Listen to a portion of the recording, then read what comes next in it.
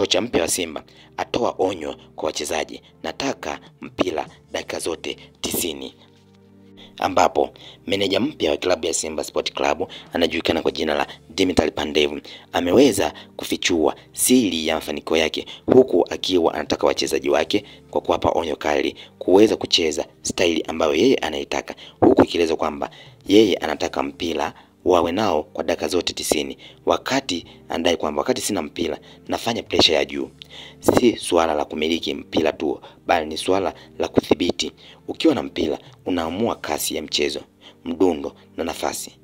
Bila mpira majibu ni haraka. Chukua mpira tena ukiwa juu, ziba nafasi na walazimishe kufanya makosa. Kocha mpya wa klabu ya Simba Dimitri Pandev, huku akidai kwamba yeye ameweza kufichua siri ya mafanikio yake kwa kudai kwamba ni pressure, udhibiti na umiliki wa mpira.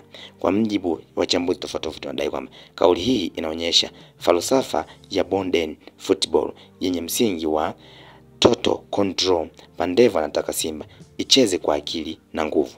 Timu inapotoka kupora inapaswa kurudi kushambuliwa kwa kasi, yani transition football.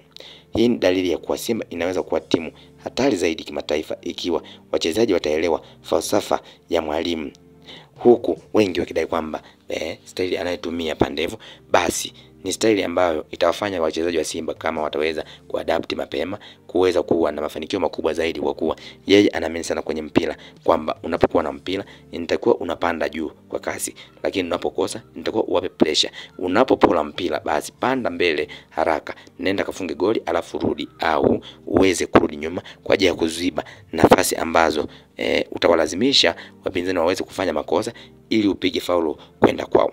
Ni kocha wa klabu ya Simba Sport Club anajulikana kwa jina la Dimitri Pandev, ambaye yeye ameweza kufunguka falsafa yake ambayo anaitumia, na wengi wakidai kwamba hii ni modern, yani ni modern football, yani ni mtindo wa kisasa wa mpira wa miguu ambao utawafanya klabu ya Simba iwe ya kisasa zaidi, huku wengi wakimbeza staili zake hizo kwa kudai kwamba ni kocha ambaye ana staili za zamani, huku wakidai kwamba ni kocha ambaye hastahili kabisa kufundisha klabu ya Simba, hivyo na kudai kwamba huenda Simba wamekurupuka kuweza kumchukua huyo kocha, wengi wakidai kwamba kwa staili yake ambayo anaitumia kucheza kwenye mechi zake anastahili kufundisha Simba.